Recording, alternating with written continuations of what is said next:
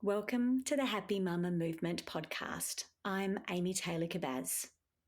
I would like to start by acknowledging the Gadigal people of the Eora Nation on which this podcast is recorded as the traditional custodians of this land, and pay my respects to the elders past, present, and emerging. And as this podcast is dedicated to the wisdom and knowledge of motherhood, I would like to acknowledge the mothers of this land, the elders, their wisdom, their knowing, and my own elders and teachers.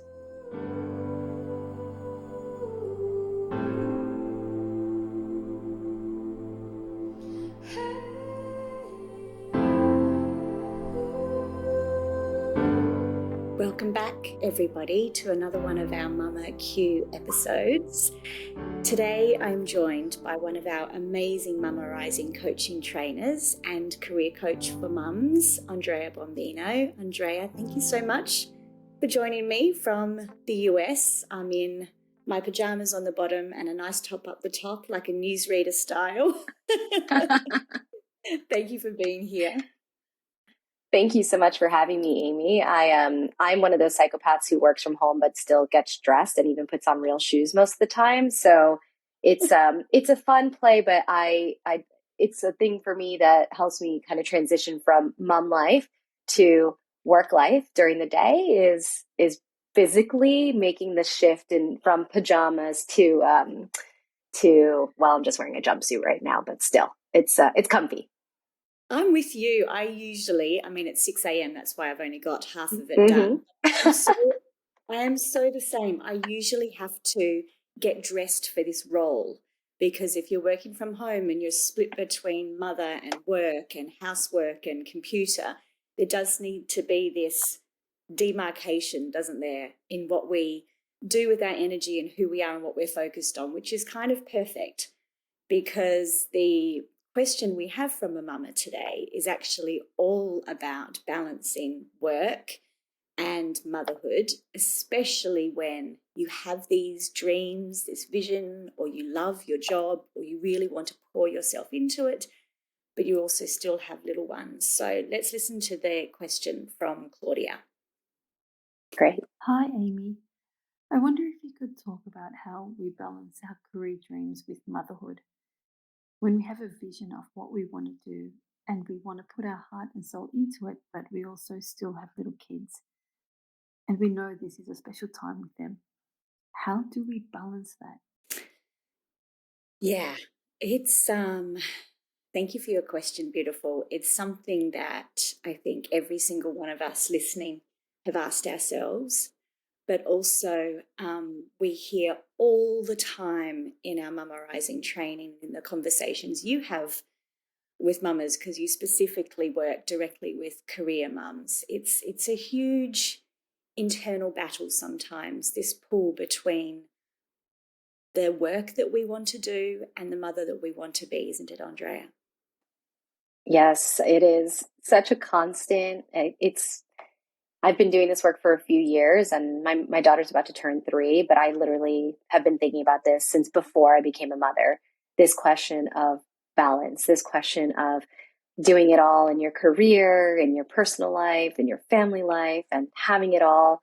And we talk about it so often in Mama Rising. And even the women, as they go through the training and then they are building on existing businesses or creating new businesses, and this constant push and pull of, I have this big dream, or maybe it's what they would consider a small dream, but it's something that they're so passionate about. And it's like, how do I do this? How can I hold space for everything all at once?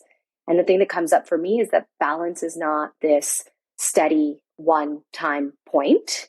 It is a constant give and take. It's a constant reassessment and a demarcation of what does balance look like on that particular day, in that particular month, in that particular season of motherhood, of your career, of your life, and really holding it lightly and recognizing that it's okay for it to change. And I think, Amy, like one of the first times I ever heard something that you spoke about years ago, you said something along the lines of like, somewhere along the way, we were told that we could do it all. We could do anything. And at some point that became, let's do it all the time, do all of the things. And while certain aspects of women's lives have gotten easier, like we're no longer collecting flax and putting it in, I forget the way that flax is made. Clearly, I don't do this on as a hobby, but like, when it's not being put into vats to like sit overnight to then be strung to be thread to make our own clothing. Like we've gained a lot of our time back, but we now dedicate that a lot of the times to work outside the home or on side projects or on volunteering or just, actually raising our kids, doing that caregiving work, which is unpaid labor.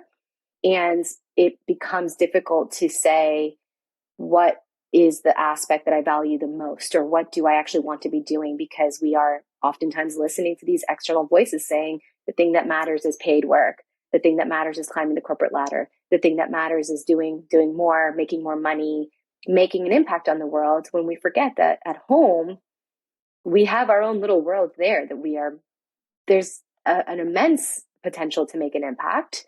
And I don't want to hold lightly that we're also hearing things. And I've been seeing this on social media a lot over like the last month or so, that video that says like, you only have 18 summers with your kids, make the most out of it. It drives me crazy, because then what's the message that we're telling women? If you choose anything other than spending all that time with your kids, it's not enough. That's and right. also, you're a bad mother.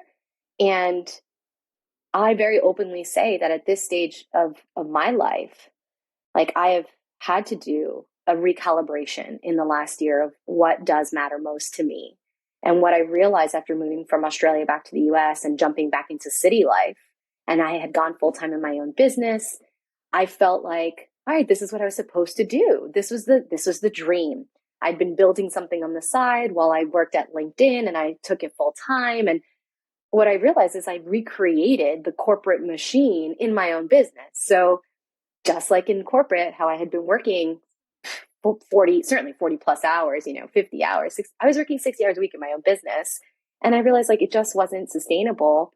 And it didn't allow me to show up in the other areas of my life that I wanted to. And so sat down with Matt, with my husband, and talked about, what do we value right now? What's most important? And I said, look, my career is still very much important to me, but so is financial flexibility and the privilege that comes with consistent corporate salary.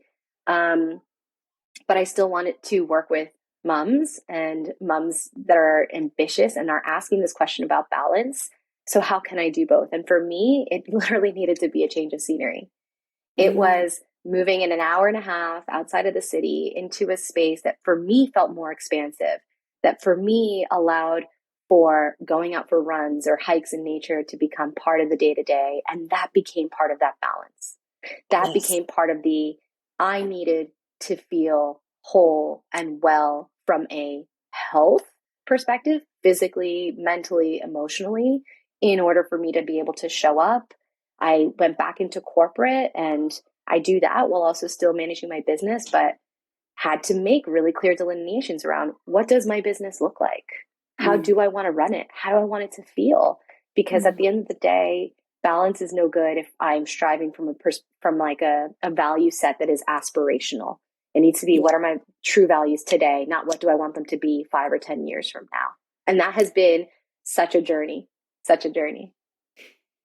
It's so powerful what you share, because I think so often, as you said, we have this image of what this is going to look like that we may have set back in our teens. I know I often share the story of, if I'm presenting to a workshop or a workplace around matrescence and career change, I often have slides up on the screen of, one is of a foreign correspondent that I really admired when I was in my very early 20s. Her name was Sally Sarah. She was from South Australia, where I was from at the time, and she was a South African correspondent. And I was like, oh my God, I want to be like her.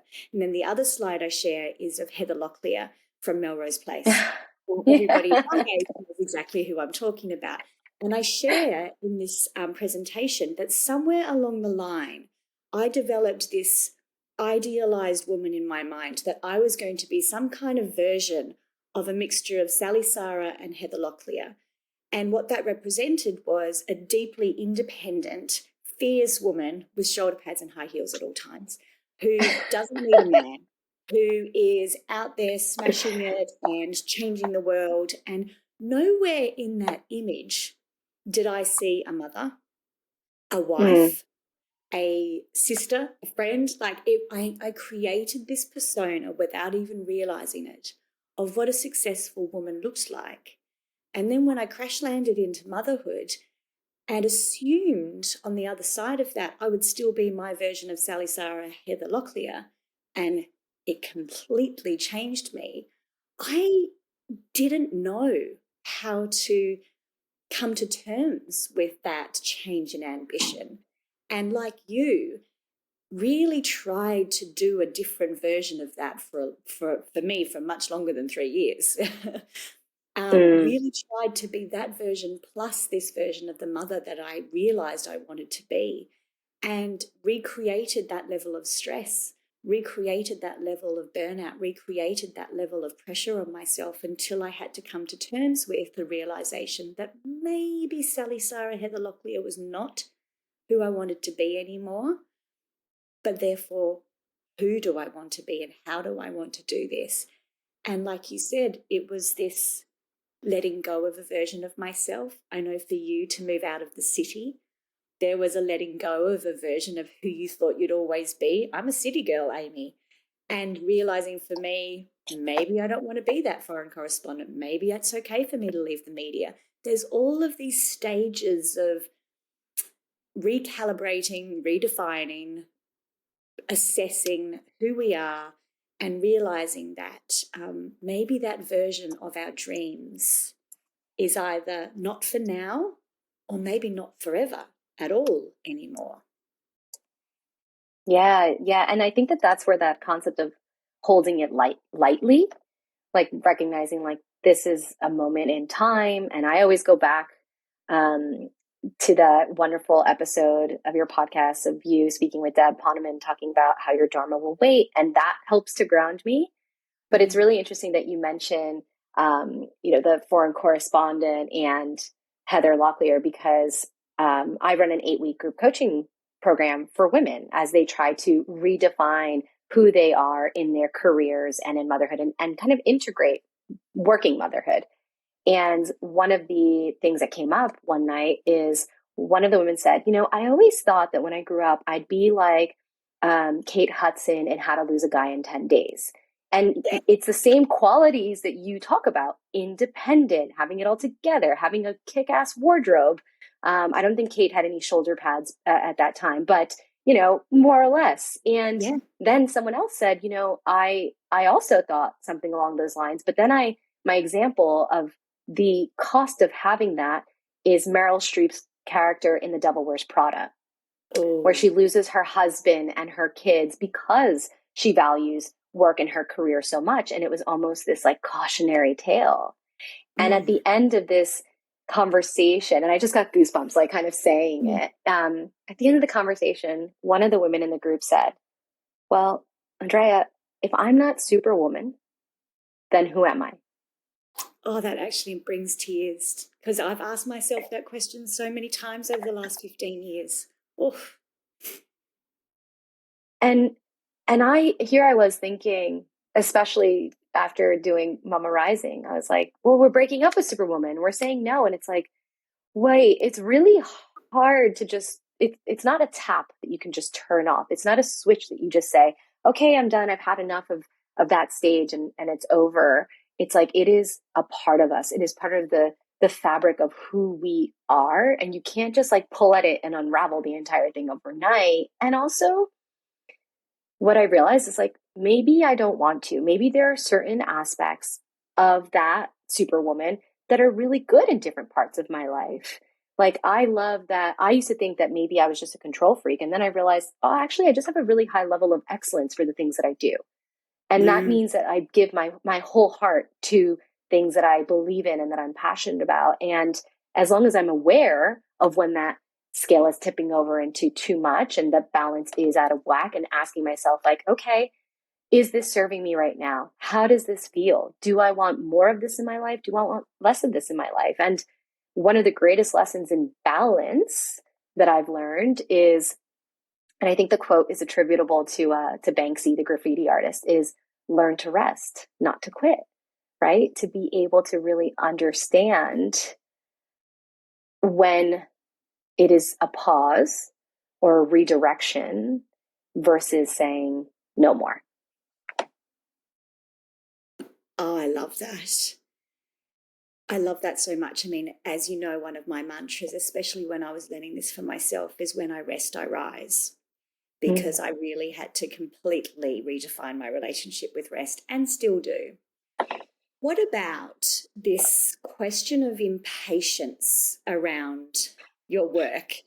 In realizing you do need to perhaps pause or redefine or readjust things at the moment because you're in the season of little ones, and you know where you want to go. You still hold this vision. We're not going to do it Heather Locklear, Kate Hudson style, but we still want to get to where we want to go, right? How have you practiced, because it is a practice, patience with your growing business and your ambition? For me, it's patience, but also perspective. It's recognizing that the business will still be there, the need will still be there. Like, I would love to wave a magic wand and say that all of a sudden women around the world get the postnatal support that they deserve, and that they're supported in the workplace, and that we have all the same opportunities as everyone else. And then that means it would eliminate the need for me. It would eliminate the need for me coaching women and talking to women about navigating paid work and ambitious careers and motherhood. It would eliminate the consulting I do with corporate businesses, talking about this stuff as well, how to have an engaged workforce of parents. I don't think that's going anywhere. And so it's like holding in perspective, like, fortunately or unfortunately, this is the reality of the world we live in. It's not going to change overnight. So that's really helpful. The other thing that's been helpful for me is surrounding myself with women who are doing similar work, recognizing there's a piece of the cake for everyone, and that when we all join together, we rise together. And a really big part has also been, meeting you, and seeing your career and the way that you've been doing it. And this is like your career part too, right? Outside of the news that you did, it's like, all right, well, if Amy could have an entirely different career and then pivot into this second career, and you're 15 years into this, I won't even call it this version, because there have been so many versions of what you've been doing. It shows me that it's a constant growth and evolution. And I just go back and it's like the best type of comparison. And I'm like, well, if Amy can do it, I can do it. And if this person, in Mama Rising can do it, then I can do it. And if that person can do it, I can do it too. And it is this, it's the best form of comparison, because it's like, it's joining together as opposed to setting apart, and really believing that I am where I need to be right now. And also recognizing that for me, a big part of who I am is having something outside of motherhood. I value motherhood and my role as a caregiver more than I ever have. But I also know that so much of who I am, I get so much value out of bringing other women together and holding that space. And so I can't be me and who I want to be without that being an integral part. Yes. Excuse me. I so agree with that. And what you said about seeing other examples has been so powerful for me as well. I mean, you've already mentioned the interview I did with Deborah Poneman so many years ago, which we will put in the show notes, one of the most popular podcast episodes I have ever done. And I think if you haven't been able to listen to that yet, the reason it's been so powerful is that she was that example for me. She was an example of someone who had a huge career, incredibly successful, and then decided, reevaluated her values when her daughter was born, and stepped back from this enormously successful career and reminded herself through that time that my Dharma will wait for me, and really struggled at times with that loss of identity, really struggled with this sense of, oh my God, am I ever going to catch up again? And did, of course, stepped back onto the stage after her children were older and stepped back bigger and better and stronger than ever. I think it's such a beautiful example of what happens when we talk to each other and we share our truths with each other, because our culture, our workplaces, the way that we are brought up in our society is quick, hurry up, it's a competition. If you don't get in there, someone's going to take your place. And we're really given this nervous system programming that if I don't do this now, then I'm going to miss out and I'm not going to be able to get it back, and someone else is going to take my place and I better hurry up. And that is what pushes us to feel like we can't step back. It's a scarcity mindset. Oh, 100%. And it's awful because it's not what our body is telling us. Our body is saying, rest a little. You've just had a baby. You're still waking up in the middle of the night 3 years later. You know, that your body and your heart is asking you to do something else, but our mind and our culture is like, oh, but if you step back now, you'll never catch up, which we also know that, you know, it does have a huge effect on our career. But it's this coming back to ourselves and this time. And I also hear in the way that both you and I are speaking about this level of trust. I trust that I will get there. I will trust that the timing will work. I trust my body. I trust the conversations I'm having with my partner. There's also this level of trust and surrender we have to find, isn't there? Yeah, and it is probably the hardest part, I would say. Certainly, yeah, you and I both, right? And it is a constant, it's a skill, it's a muscle that like needs to be worked out. Like you have to learn how to do it and then practice it. And there is, I love social media for the sense of we get so much more exposure to other women and people that we may never have come in contact with than ever before, and great ideas. I also hear from the women that I work with, it's a constant source of stress because they're like, well, I see this other person that I went through this training program with and they're doing this and I can barely manage to write an email newsletter, right? And I'm like, it's not about the comparison. It's about trusting that you are where you need to be. And so it's like, what do you, and this is the question I ask myself, what do I need to see, to feel in order to trust that I am where I am meant to be?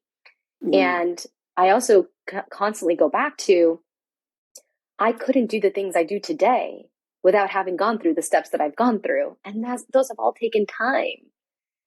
And it's not a quick snap of the fingers. I'm a expert in A, B, and C, or I know all the answers. It's a constant evolution of who I am. And listen, I'd like to think, somebody asked me the other day, like, will we ever have it all figured out? And I was like, I'm going on a limb and say, I don't think I personally will ever have all of the answers. And I don't think we're meant to. No. Because we're always changing and our environment is changing and the people we interact with are changing and the situations are changing. And so it's like the best thing that we can do is learn to trust ourselves, learn to trust in the process, learn to really believe that we have everything within us to move in the direction that we want to. And only then do we have the level of resiliency and belief in ourselves that we need to release some of that control. Yeah, I love that. I hope I never have it all figured out, because I think that'll mean that it's the end. I think that means it'd be pretty boring. Yes, I've either stopped growing or my time on earth is over. I think, but like you, I've found that very hard to accept. I also think one last thing, let's reflect on this before we finish up. I also have seen so often with the women in Mama Rising and within all the different work that I've done over the years, that especially in a season of deep, intensive parenting, you know, maybe a couple of kids as toddlers, a season of really one cold, one illness after another, you know, those times we've all been through them where you just feel like motherhood is this constant wave that keeps rolling over you. And just as you catch your breath, oh, there's another one.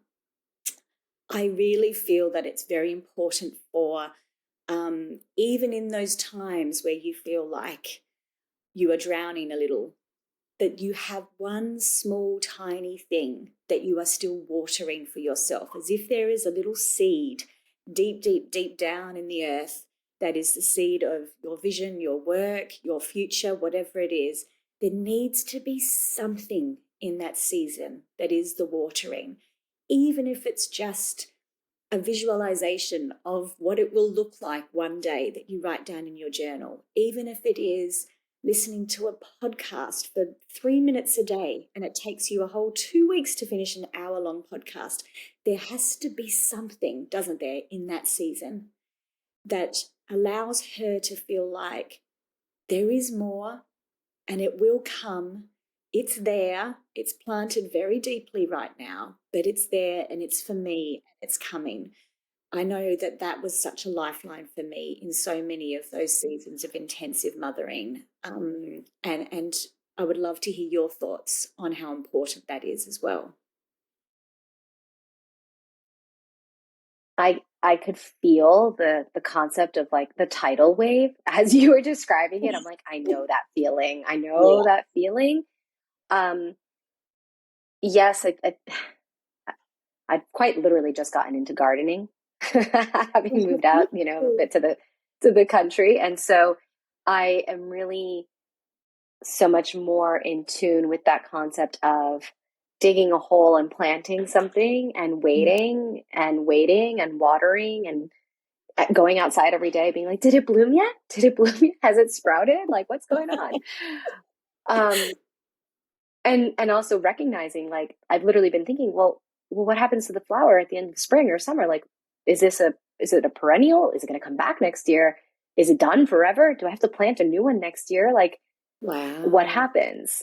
Which this is the first time I'm reflecting on this so out loud, but it's taught me a lot of patience, and it's taught me a lot of like, you have to, well, for me, it's getting comfortable with the unknown and knowing, not so literally with the flower thing. I'm like Googling like crazy. I'm like, I just want to know if I will have flowers again next spring.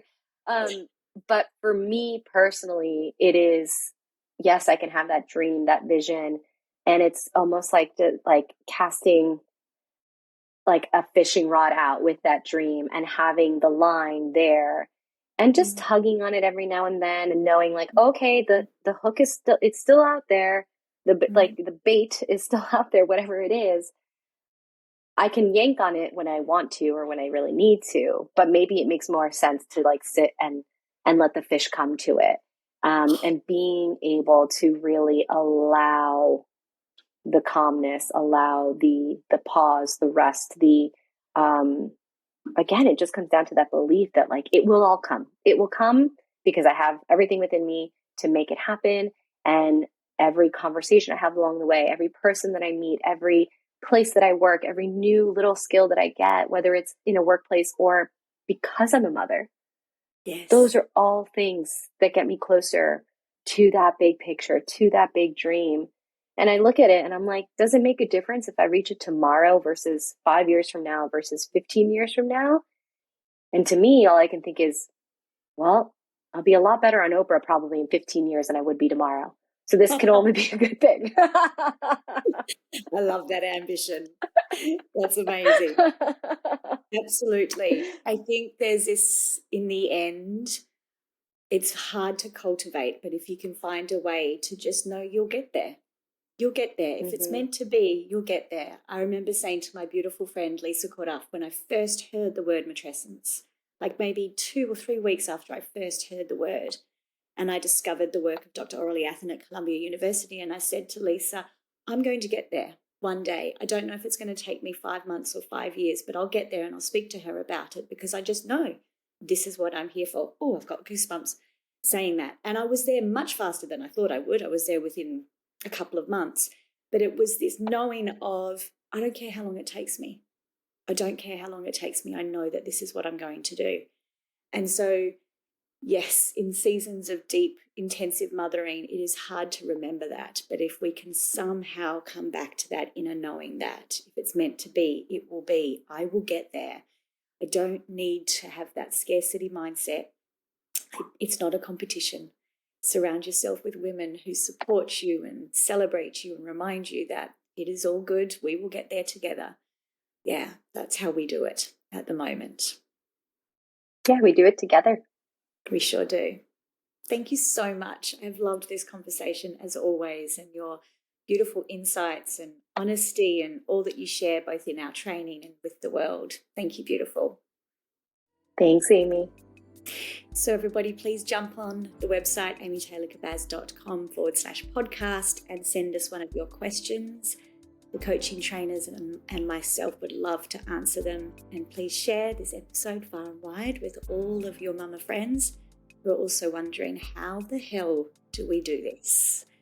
Until next week, thank you everybody. Sat Nam.